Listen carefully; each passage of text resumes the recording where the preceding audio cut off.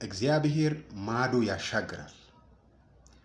ዛሬ ጠላት በዙሪያችሁ ላይ የሚለውን ነገር አትስሙ።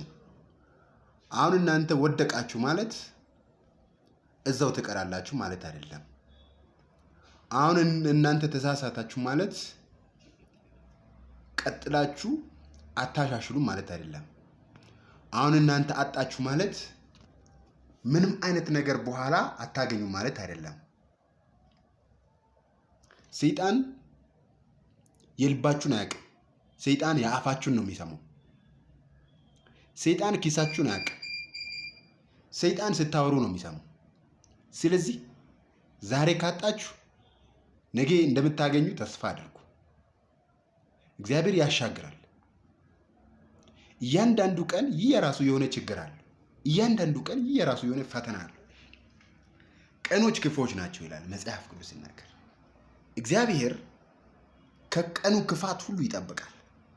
ስለዚህ ተስፋ ያደረጋችሁ ነገር ያ ነገር ቢበላሽ ተስፋ አትቁረጡ። ወዳጆች ሆይ ይህን ድምፅ በደንብ ስሙ። እግዚአብሔር በእናንተ ህይወት ላይ ዓላማ አለው። ተስፋ አትቁረጡ። ተስፋ አትቁረጡ።